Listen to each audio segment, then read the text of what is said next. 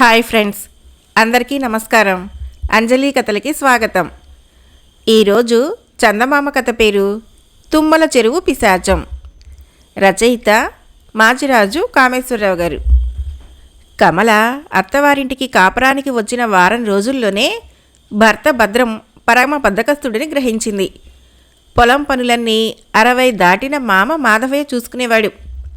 భద్రం బాగా పొద్దెక్కాక నిద్రలేచి భోజనం చేసి ఊళ్ళో అక్కడా ఇక్కడా తిరిగి చీకటి పడ్డాక భోజనం వేళకు ఇల్లు చేరేవాడు. భద్రం దినచర్య భరించలేక ఒకరోజు కమల, మామగారి వయసు అయిపోయింది, ఇకపై పొలం పనులు నువ్వు చూసుకొని ఆయనకు కాస్త విశ్రాంతి ఇవ్వకూడదు అన్నది కాస్త మందలింపుగా. ఈ మాటలకు భద్రం ఫెళ్ళుమంటూ నవ్వి, నువ్వు వచ్చాక ఆయనకు వంట పని ఇంటి పని తప్పి బోలెడు విశ్రాంతి దొరుకుతుంది అనేశాడు. ఇలా లాభం లేదని కమల ఆ రోజు చీకటితోటే పొలానికి బయలుదేరిన మాధవయ్యతో, మీ అబ్బాయిని కూడా మీ వెంట తీసుకువెళ్ళండి, ఎన్నాళ్ళు మీరు ఒంటరిగా కష్టపడతారు అన్నది. దానికి మాధవయ్య అదోలా నవ్వి, చిన్నప్పుడే తల్లిని పోగొట్టుకున్నాడని అల్లారు ముద్దుగా పెంచాను, వాడి చేత పొలం పనులు చేయించడం నాకు బాధగా ఉంటుంది, నిద్ర లేపకు, వాడిని అలా సుఖంగా నిద్రపోనియ్యి అంటూ పొలానికి వెళ్ళిపోయాడు. అయితే ఆ సాయంత్రం పొలంలో తాచుపాము ఒకటి కాటు వేసింది. గ్రామ వైద్యుడు, పాము మంత్రగాళ్ళు చికిత్స ఫలించక మాధవయ్య ఆ రాత్రి కాలం చేశాడు. ఆ తర్వాత వారం రోజులు జరిగినా భద్రం దినచర్యలో ఎలాంటి మార్పు రాలేదు. కమల ఒకనాటి మధ్యాహ్నము భద్రానికి అన్నం వడ్డిస్తూ, ఇకపై పొలం పనులు నువ్వు చూసుకోపోతే ఎలా, మామగారు లేరు, ఇప్పటికే నాట్లు వేయటం ఆలస్యమైంది అన్నది. ఈ పొలం పనుల గొడవలు నా దగ్గర తీసుకురాకు అన్నాడు భద్రం చిరాగ్గా. బావుంది, ఇల్లు గడవడం ఎలా, నువ్వు మారాలి, తప్పదు అన్నది కమల. నేను మారేది లేదు, ఆ పనులేవో నువ్వే చూసుకో అంటూ భోజనం ముగించి ఊళ్ళోకి వెళ్ళిపోయాడు భద్రం. కమల తెల్లబోయింది. భర్తలో మార్పు ఎలా తీసుకురావాలో ఆమెకు ఎంత ఆలోచించినా అర్థం కాలేదు. ఏం చేయాలో తెలియక ఆమె తెగని ఆలోచనలో పడి రాత్రి వంట చేయడం కూడా మర్చిపోయింది. చీకటి పడి భద్రం వస్తూనే, ఆకలి దంచేస్తుంది, త్వరగా భోజనం వడ్డించు అన్నాడు. కమల కోపంగా, నువ్వు పొలం పనులు పట్టించుకోవు, మనమేం జమీందారులం కాదు, కూర్చొని తినాలంటే ఎలా కుదురుతుంది, నేను వంట చేయలేదు, ఇకపై నువ్వు కష్టపడి పొలం పని చేస్తేనే నేను వంట చేసేది అన్నది. భద్రము రుసరుసలాడుతూ భార్యను కొట్టబోయేవాడిలాగా చూసి ఇంట్లో నుంచి బయలుదేరాడు. చీకట్లో ఎడ్డుపోతున్నది చూసుకోకుండా అడవి నానుకొని ఉన్న తుమ్మలి చెరువు దగ్గరికి వచ్చేశాడు. చెరువు గట్టు మీద చాలా తుమ్మ చెట్లు గుంపుగా ఉండటంతో ఆ చెరువుకు తుమ్మల చెరువు అన్న పేరు వచ్చింది. గట్టు మీద అక్కడక్కడ ఊడలు దిగిన మర్రి చెట్లు కూడా కొన్ని ఉన్నాయి. గ్రామంలో పొలం పుట్రా ఉన్న రైతుల్లో ఒకణ్ణి. అలాంటి నేను ఆకలితో నకనకలాడుతూ రాత్రివేళ చెట్టు పుట్టకు తిరగటమా, ఛీ అంటూ ఎవరినో తన్నబోతున్నట్టు కాలు జాడించబోయి అంతలో రెండో కాలు పట్టుదప్పడంతో చెరువులో పడిపోయాడు.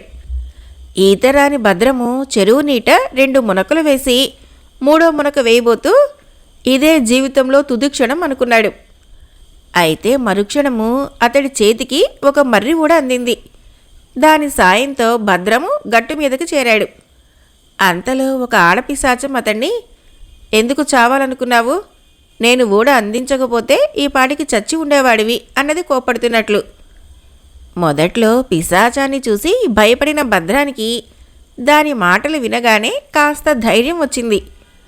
అతడు దానికి ఏం జవాబు చెప్పాలా అని ఆలోచించేటంతటిలో పిశాచము, ఏవైనా మంచి పనులు చేసి పైలోకాలకు పోవాలని ఇక్కడ ప్రార్థన చేసుకుంటున్నాను, నీ వలన అంతరాయం కలిగింది అన్నది.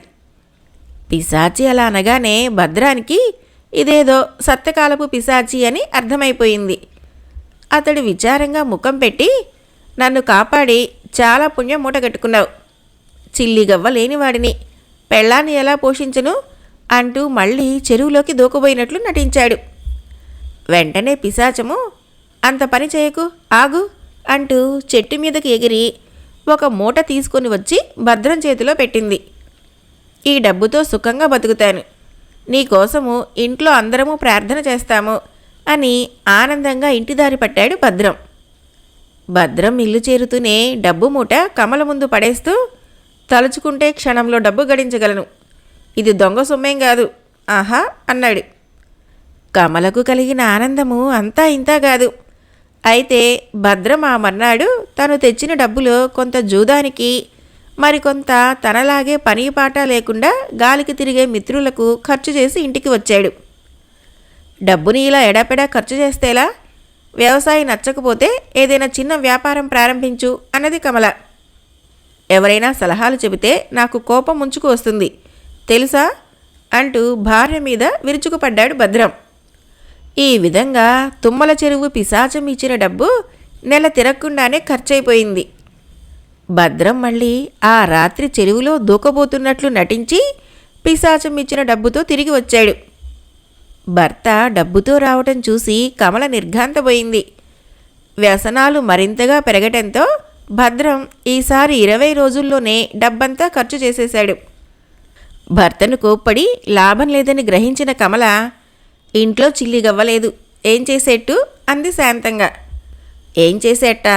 అలా చూస్తూ ఉండు మరి అన్నాడు భద్రం భుజాలు ఎగరవేస్తూ.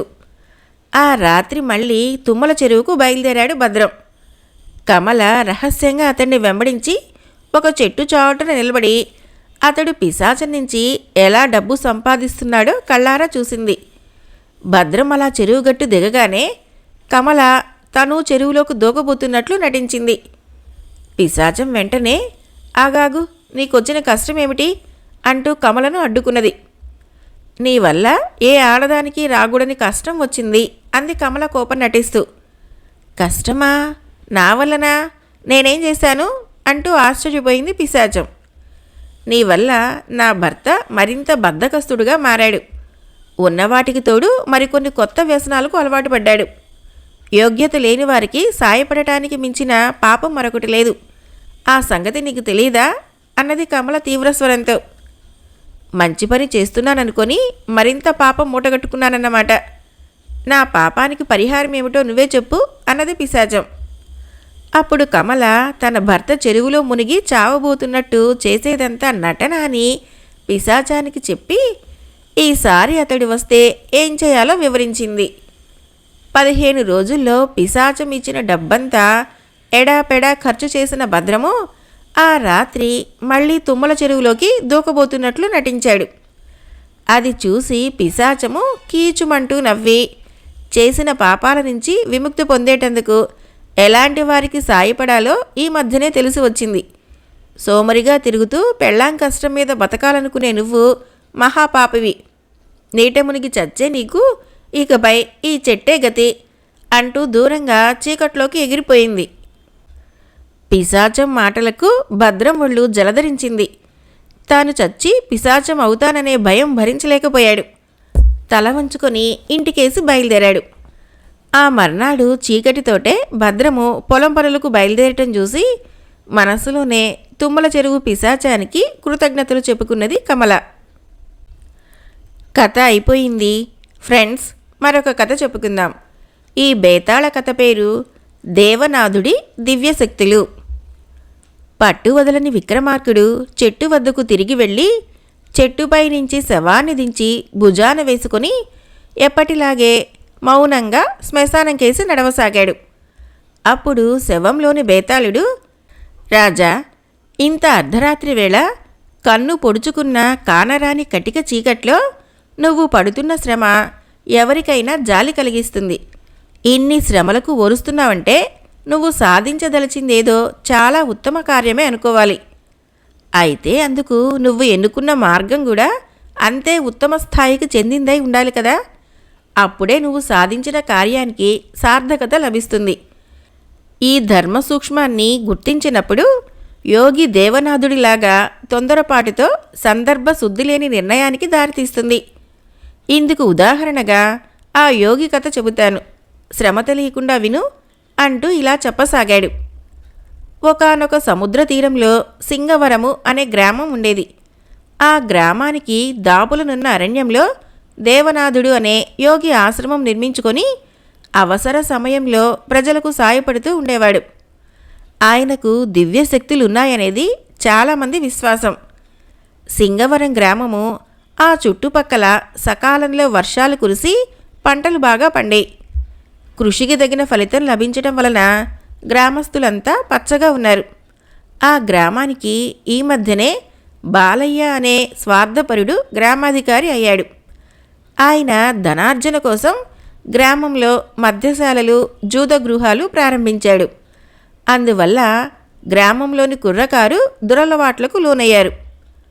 మద్యపానము, జూదము తమ గ్రామానికి తగవని కొందరు గ్రామస్తులు బాలయ్యను హెచ్చరించారు. కానీ బాలయ్య వారితో, కాలం మారుతోంది, దాంతోపాటే మనము మారాలి, గ్రామంలో అధిక సంఖ్యాకులు కోరినదే నేను చేస్తున్నాను అని చెప్పి వారిని పంపించేశాడు. బాలయ్య పద్ధతులు నచ్చని వారిలో రంగన్న అనే రైతు కూడా ఉన్నాడు. ఆయన భార్య మాలతి, వారికి సుబ్బన్న, ఎల్లన్న అని 2 కొడుకులు. పెద్దవాడు సుబ్బన్న బుద్ధిమంతుడు. గ్రామంలోని బుద్ధిమంతులైన కుర్రవాళ్ళందరూ అతడితోనే స్నేహం చేసేవారు. రెండోవాడు ఎల్లన్న అల్లరివాడు. గ్రామంలోని అల్లరి కుర్రవాళ్ళందరికీ అతడే నాయకుడు. తల్లిదండ్రులు ఎల్లన్న గురించి బాధపడితే, తమ్ముడింకా చిన్నవాడు, వాడి బాగోగులు నేను చూసుకుంటాను, మీరు బెంగపడకండి అన్నాడు సుబ్బన్న వారితో. దీనికి తల్లి తృప్తి పడక, మొక్కై వంగనది మానై వంగదు, తమ్ముణ్ణి మనం ఇప్పుడే అదుపు చేయాలి, కానీ ఊళ్ళోని జూదగృహాలు, మద్యశాలలు మూతపడితే తప్ప వాడు బాగుపడడు అని హెచ్చరించింది. సుబ్బన్న తన స్నేహితులందరినీ కూడగట్టుకొని గ్రామంలో హరికథలు, నాటకాలు ఏర్పాటు చేసి మద్యపానం వలన ఆరోగ్యం ఎలా దెబ్బతింటుందో, జూదం వల్ల నష్టాలేమిటో పురాణ కథల రూపంలో ప్రచారం చేశాడు. అన్న సుబ్బన్న చేస్తున్న ఈ మంచి పనులు ఎల్లన్నకు కోపం తెప్పించాయి. వాడు తన స్నేహితులతో ఏం చెయ్యాలా అని చర్చించాడు. వాళ్ళు, నీ అన్న మంచివాడన్న పేరు తెచ్చుకుంటున్నాడు, ఇక మనకు ఈ విషయంలో గ్రామాధికారి బాలయ్య గారే సాయపడాలి అన్నాడు. బాలయ్య కూడా సుబ్బన్న ప్రచారాన్ని ఎలా ఆపాలా అని చూస్తున్నాడు. ఎల్లన్న వాడి స్నేహితులు తన ఇంటికి రాగానే ఆయన, వజ్రాన్ని వజ్రంతోనే కోయాలి, ముళ్ళును ముళ్ళుతోనే తీయాలి, మనము సుబ్బన్న మంచితనాన్నే ఉపయోగించుకొని గ్రామమంతా వాణ్ణి అసహ్యించుకునేలాంటి తప్పు వాడి చేత చేయించాలి అంటూ ఒక పథకం చెప్పాడు. ఆ ప్రకారము ఎల్లన్న స్నేహితుడొకడు సాధువు వేషంలో సుబ్బన్నను కలిసి, నీ తమ్ముడు ఎల్లన్న అంటే మీ కుటుంబీకులందరికీ ఎంతో ప్రేమాభిమానాలున్నాయని విన్నాను, వాడు బుద్ధిమంతుడు కావాలంటే అందుకు పెద్ద సాహసం చేయాలి, చేస్తావా అన్నాడు. సుబ్బన్న వెంటనే సరేనన్నాడు. అయితే ఈ అర్ధరాత్రి ఒంటరిగా రామాలయానికి వెళ్ళు, గర్భగుడిలో శ్రీరాముడి విగ్రహానికున్న కిరీటాన్ని తీసుకొని ఇంటికి తెచ్చి నిద్రపోతున్న నీ తమ్ముడి తల మీద కాసేపు ఉంచు, తిరిగి కిరీటాన్ని స్వామి శిరస్సున చేర్చు. అలా చేస్తే నీ తమ్ముడు పితృవాక్య పరిపాలనలో రాముణ్ణి మించిన వాడైతాడు. కానీ ఇదంతా రహస్యంగా జరగాలి, మధ్యలో పట్టుబడితే ఎవరేమడిగినా అంతా నా కర్మ అని ఊరుకోవాలి, ఇంకేమైనా చెప్పావో ఈ గ్రామానికి అరిష్టం జరుగుతుంది అన్నాడు దొంగ సాధువు గంభీరంగా. దొంగ సాధువు మాటలు నమ్మిన సుబ్బన్న అర్ధరాత్రి రామాలయానికి వెళ్ళాడు. బాలయ్య చేసిన ఏర్పాటు ప్రకారము గర్భగుడి తలుపులకు తాళాలు లేకపోతే దేవుడు తనకు సాయపడుతున్నాడనుకున్నాడు. అతడు విగ్రహానికి నమస్కారం చేసి కిరీటాన్ని తీశాడు. ఆ సరికి గుడి బయట కాపు కాసిన ఎల్లన్న స్నేహితులతో గ్రామాధికారి బాలయ్య కూడా ఉన్నాడు. సుబ్బన్న వాళ్లకు కిరీటంతో దొరికిపోయాడు. బాలయ్య అతన్ని గుచ్చిగుచ్చి ప్రశ్నలు వేస్తే అంతా నా కర్మ అని ఊరుకున్నాడు. మర్నాడే రామాలయం ఆవరణలో గ్రామస్తులందరినీ సమావేశపరిచి వారి ముందు సుబ్బన్నను దోషిగా నిలబెట్టిన బాలయ్య దేవుడి కిరీటం దొంగిలించ ప్రయత్నించిన మహాపాపానికి సుబ్బన్నకు 50 కొరడా దెబ్బల శిక్ష విధించాడు. ఇది విన్న సుబ్బన్న తల్లి మాలతి వణికిపోతూ పరుగు పరుగున కొడుకు దగ్గరికి వెళ్ళి, నాయనా, నువ్వు మంచివాడివి, దేవుడి కిరీటం తీస్తే అందుకేదో కారణం ఉండి ఉంటుంది, నువ్వు కొరడా దెబ్బలు తినటం నేను చూడలేను, ఎందుకు చేశావో చెప్పు అన్నది దుఃఖాన్ని ఆపుకుంటూ. దీనికి సుబ్బన్న చెలించక, అమ్మా నన్ను నమ్ము, దేవుడి కిరీటం ఎందుకు తీశానో చెబితే గ్రామానికి అరిష్టం అన్నాడు. ఈ మాటలకి బాలయ్య అవహేళనగా నవ్వి, వీడు ఇంకా మాయ మాటలతో మనల్ని నమ్మించాలని చూస్తున్నాడు. వీడు మంచితనం ముసుగు వేసుకున్న దుష్టుడు. వీడికి వెంటనే శిక్ష అమలు చేయక తప్పదు అంటూ ఒక బలిష్ఠుడైన వస్తాదుకు కొరడా అందించాడు. మాలతి సుబ్బన్నకు అడ్డంగా నిలబడి, ఏ గ్రామానికి అరిష్టమని నా కొడుకు కొరడా దెబ్బలకు సిద్ధపడ్డాడో ఆ గ్రామమే వాణ్ణి శిక్షిస్తున్నది. అలాంటి గ్రామానికి అరిష్టం తప్పదు, ఇది నా శాపం అన్నది భూమిని కాళ్ళతో గట్టిగా తాటిస్తూ. ఆ మరుక్షణము అక్కడ భూమి కంపించింది. ఊళ్ళోని ఇళ్లన్నీ కూలిపోయాయి. ఆ వెంటనే దాపులనున్న సముద్రం పొంగి గ్రామాన్ని ముంచేసింది. కొంతసేపటికి ఉపద్రవం శాంతించాక బ్రతికి బట్టగట్టిన వాళ్ళందరూ ఒకచోట కలుసుకున్నారు. వారిలో సుబ్బన్న తండ్రి రంగన్న కుటుంబము ఉంది. నేలంతా ఉప్పు తేరిపోయింది. కొన్నేళ్ల దాకా ఇక్కడ భూములు సాగుకు ఏమాత్రమూ పనికిరావు. మంచివాడైన సుబ్బన్న విషయంలో మనం చేసిన తప్పుకు అందరము మూకుమ్మడిగా సముద్రంలో మునిగి చావటం తప్ప మరొక దారి లేదు అన్నాడు ఒక గ్రామస్థుడు దిగులుగా. అప్పుడు మాలతి, ఈ ఉపద్రవంలో ఎందరో చనిపోతే మనం బతికాము. దివ్యారామంలోని యోగి దేవనాథుడి దగ్గరికి వెళదాం, ఆయనే మనకు తరుణోపాయం చెప్పగలడు అన్నది. ఇందుకు అందరూ అంగీకరించారు. తన దగ్గరికి వచ్చిన గ్రామస్తుల గోడు విని యోగి దేవనాథుడు, మీ గ్రామాన్ని మళ్లీ నివాసయోగ్యం చేయటానికి అవసరమైన దివ్యశక్తులు నా దగ్గరున్నాయి. అయితే అవి పొందటానికి కొన్ని అర్హతలు కావాలి. ఇంతవరకు ఒక్క చెడ్డ పని కూడా చేయని ఉత్తముడికే అవి దక్కుతాయి. అలాంటి వాడు మీలో సుబ్బన్న ఒక్కడే. అతడే మీ గ్రామాన్ని తిరిగి సుభిక్షం చేయగలడు అన్నాడు. ఇది వింటూనే సుబ్బన్న తమ్ముడు ఎల్లన్న ఆవేశంతో ముందుకు వచ్చి, యోగివర్య, నా అన్న మా గ్రామం రామాలయంలోని స్వామి కిరీటం దొంగిలించడానికి ప్రయత్నించాడు. అది ఏదో స్వార్థ ప్రయోజనం ఆశించి చేసిన దొంగతనమే కదా. ఆ సంగతి తెలిసే మీరు అతడి అర్హతను నిర్ణయించారా అని అడిగాడు. దేవనాథుడు ఎల్లన్న వంక చూసి, అన్నీ నాకు తెలుసు. దివ్యశక్తులు పొందటానికి కావలసిన అన్ని అర్హతలు సుబ్బన్నకు ఉన్నాయి అని చెప్పి సుబ్బన్నను ఆప్యాయంగా దగ్గరికి పిలిచి తన ఆధీనంలో ఉన్న దివ్యశక్తులను అతడికి ప్రసాదించాడు. బేతాళుడు ఈ కథ చెప్పి, రాజా, దివ్యశక్తులు పొందేవాళ్ల అర్హతను నిర్ణయించే విషయంలో యోగి దేవనాథుడు పొరపడినట్లు కనబడుతున్నది కదా. తన తమ్ముణ్ణి సన్మార్గంలో పెట్టేటందుకు సుబ్బన్న గుడిలోని దేవుడి కిరీటాన్ని తన ఇంటికి తీసుకువెళ్లేటందుకు ప్రయత్నించడం స్వార్థం, దుస్సాహసం, అపచారం తప్ప ఉత్తముడి లక్షణం ఎలా అవుతుంది? ఒక మంచి పనిని సాధించడానికి చెడ్డ మార్గాన్ని ఎన్నుకోవటం సబబేనా? ఇవన్నీ తెలిసిన యోగి అతనికే దివ్యశక్తులు ప్రసాదించడంలో ఆయన పక్షపాత వైఖరి కనపడుతున్నది కదా. ఈ సందేహాలకి సమాధానం తెలుసు కూడా చెప్పలేకపోయావో నీ తల పగిలిపోతుంది అన్నాడు. దానికి విక్రమార్కుడు, సుబ్బన్న తమ్ముడు ఎల్లన్నను గ్రామాధికారి బాలయ్య తన స్వార్థానికి ఉపయోగించుకుంటున్నాడు. ఎల్లన్నను సన్మార్గంలో పెట్టగలిగితే అతడి సహచరులైన దుష్ట స్వభావులందరి ఆట కట్టించినట్లయితుంది. అందువలన తన తమ్ముణ్ణి మంచి మార్గంలో పెట్టాలని సుబ్బన్న చేసిన ప్రయత్నంలో స్వార్థానికి మించిన పరార్థ చింతన ఉన్నది కనుక అది ఉత్తమ కార్యమే అవుతుంది. అతడు కిరీటాన్ని దొంగిలించలేదు. దాన్ని తన తమ్ముడి తలపైన పెట్టి మళ్ళీ యథాస్థానంలో చేర్చాలనే ఉద్దేశంతోనే ఆలయంలోకి ప్రవేశించి గ్రామాధికారి కుట్రకు బందీ అయ్యాడు. పైగా నిజం చెబితే తన గ్రామానికి అరిష్టమని నమ్మి ఆ రహస్యం దాచి తను దోషి కాకపోయినప్పటికీ శిక్ష అనుభవించడానికి కూడా సిద్ధపడ్డాడు. అది అతడి నిస్వార్థ గుణాన్ని, త్యాగాన్ని తెలియచేస్తున్నది. మంచి చెడ్డలను నిర్ణయించేది మనసులోని ఉద్దేశమే తప్ప చేసే పని మాత్రం కాదు. అందువల్ల సుబ్బన్న చర్యలో దైవ అపచారం అంటూ ఏదీ లేదు.